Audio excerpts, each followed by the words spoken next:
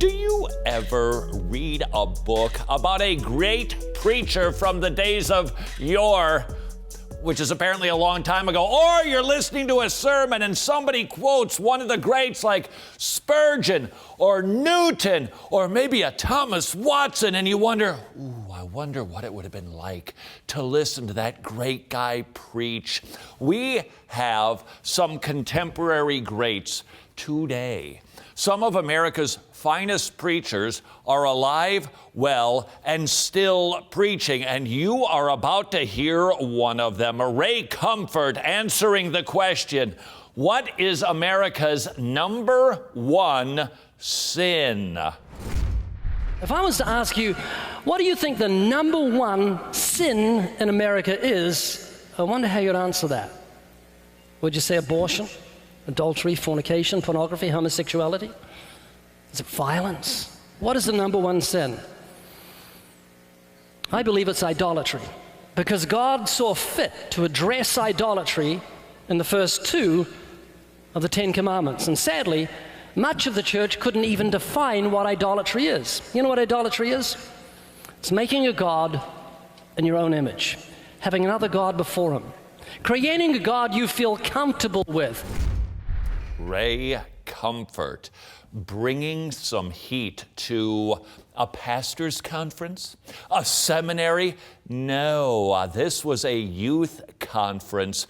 Gotta take note of that once again. Here is a grown man who is not falling victim to the whims of the current evangelical world that says, you gotta be hip, you gotta be cool, you better be well-heeled for the kids these days.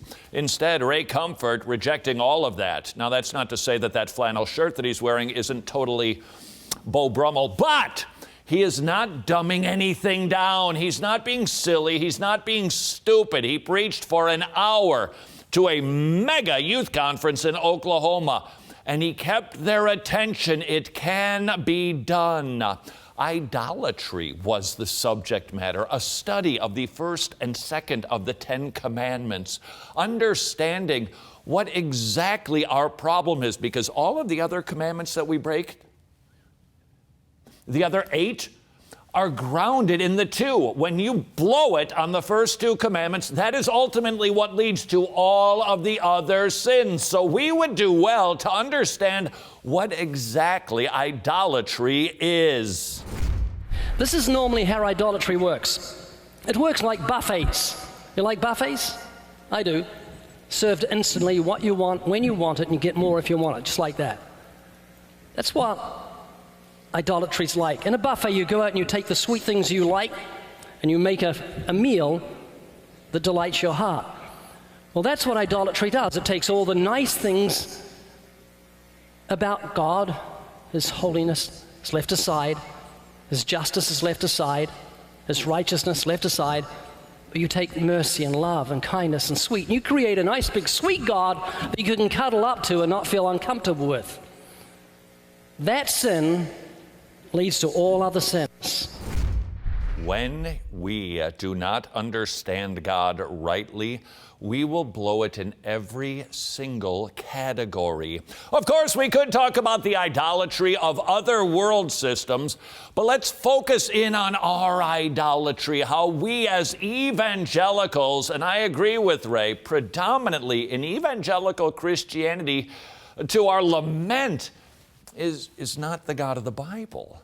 It's not the fully rounded God. It's not the totality of who He is.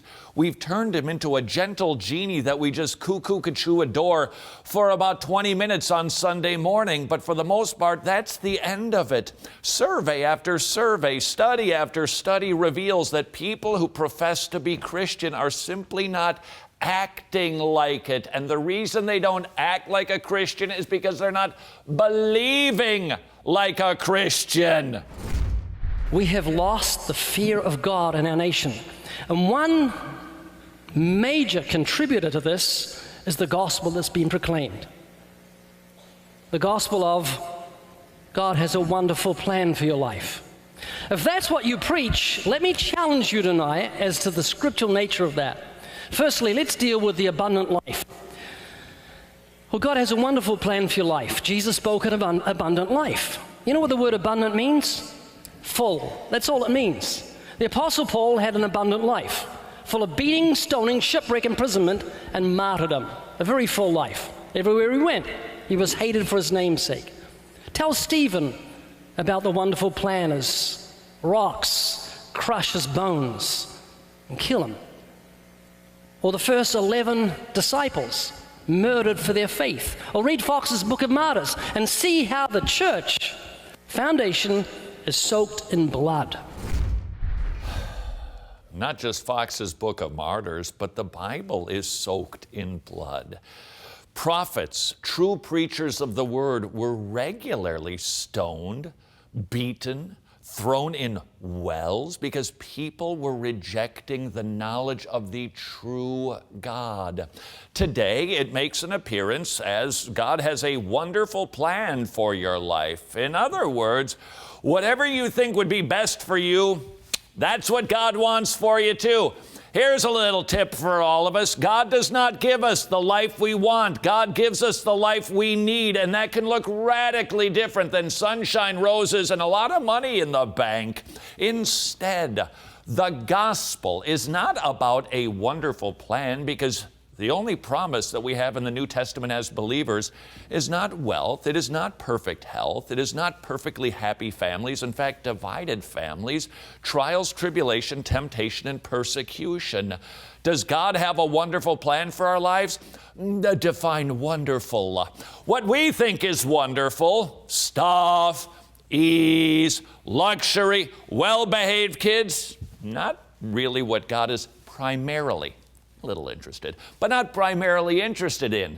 God is interested in taking wretched, vile sinners, redeeming them because of the work of Jesus Christ, and then changing them, fixing them, and progressively making them look like His Son. That is God's wonderful plan for your life.